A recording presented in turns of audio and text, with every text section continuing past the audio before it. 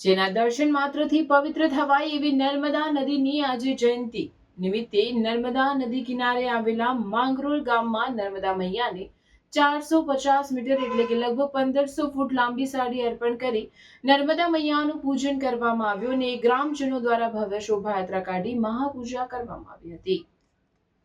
પવિત્ર નર્મદા નદી કે જેની ભારતમાં એકમાત્ર પરિક્રમા થાય છે એ નર્મદા મૈયાની આજે નર્મદા જયંતિ છે। ત્યારે નર્મદા જયંતિ નિમિત્તે નર્મદા જિલ્લાના માંગરોળ ગામની અંદર શ્રદ્ધાળુઓએ મોટી સંખ્યામાં ભેગા થઈને નર્મદા મૈયાને 1500 ફૂટ લાંબી સાડી અર્પણ કરી હતી અને નર્મદા મૈયાની નમામિ દેવી નર્મદેના નારા સાથે મોટી સંખ્યામાં ગ્રામજનો અને શ્રદ્ધાળુઓ ભેગા થઈને નર્મદા મૈયાને સાડી અર્પણ કરવા માટે નર્મદા કિનારે ગયા હતા અને એકબીજાના હાથની મદદથી નર્મદા મૈયાને સાડી અર્પણ કરવામાં આવી હતી। ત્યારે નર્મદા મૈયાને 1500 ફૂટ જેટલી સાડી અર્પણ કરવા હજારોની સંખ્યામાં લોકો જોડાયા હતા। સાથે સાથે 10થી વધારે નૌકાઓની મદદથી લઈ શ્રદ્ધાળુઓ નાવમાં બેસી નર્મદા મૈયાને સાડી અર્પણ કરી છે। જો કે આ માંગરોળ ગામ 2 વર્ષ પહેલા ગામમાં નર્મદાનું પૂર આવવાને કારણે ગામ ડૂબી ગયું હતું અને ખેડૂતોને મોટા પાયે નુકસાન પણ થયું હતું। છતાં ગામના ગ્રામજનો માં નર્મદા પ્રત્યે અપાર શ્રદ્ધા અને આસ્થા હોવાને કારણે માં નર્મદાની પૂજા કરી આજે નર્મદા જયંતિની ઉજવણી ધામધૂમથી કરવામાં આવી હતી અને આજુબાજુના લોકો ભેગા મળીને માતાજીને ચુંદડી અર્પણ કરે છે। લગભગ છેલ્લા 10-12 વર્ષથી આ સિલસિલો ચાલે છે।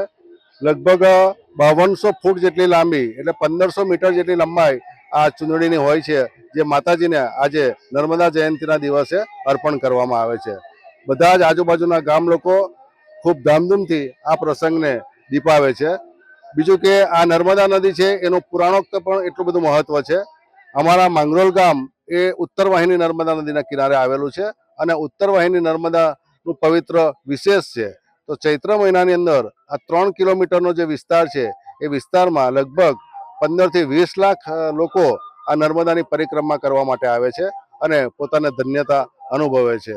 સાથોસાથ આ નર્મદા નદીના કિનારે એટલા બધા શિવ મંદિરો છે કે જે બીજી કોઈ નદીના કિનારે એટલા શિવ મંદિરો નથી। બીજું કે જે શિવલિંગ પણ આ નદીમાંથી જેટલા નીકળે છે એટલા બીજી કોઈ નદીમાંથી નીકળતા નથી અને વિશ્વની એકમાત્ર એવી નદી છે કે જેની પરિક્રમા કરવામાં આવે છે। બંને કિનારા મળીને લગભગ 2500 કિલોમીટર જેટલું અંતર થાય છે અને ચતુર્માસ પૂર્ણ થયા પછી જે પરિક્રમાવાસીઓ છે તે પરિક્રમા કરવા માટે નીકળે છે અને પરિક્રમાવાસીઓને સુવિધા આપવા માટે અહીંયા ઠેર ઠેર આશ્રમો અને મંदिरों अंदर इन्हें सुख सुविधा सगवड़ આપવામાં આવે છે। अभी तीसरी बार माँ नर्मदा की पैदल परिक्रमा में चल रहा हूँ। उससे पहले मैं कोमा में था 2018 तक। फिर कोमा से निकलने के बाद मेरी ऑलमोस्ट 70% बॉडी पैरालाइज हो चुकी थी। उसी वक्त में मेरे जीवन में नर्मदा पुराण पढ़ने का ख्याल आया। फिर नर्मदा पुराण पढ़ने के बाद मुझे भी लगा कि इसमें कुछ अलग चीज़ है, मुझे भी नर्मदा परिक्रमा करनी चाहिए। फिर उसके बाद धीरे धीरे मेरे जीवन में बदलाव होते गए, फिजिकली और मेंटल लेवल पे भी। फिर 2022 में मैंने पहली बार नर्मदा परिक्रमा का संकल्प लिया, जो आगे जाके 2023 में परिक्रमा पूरी हो गई।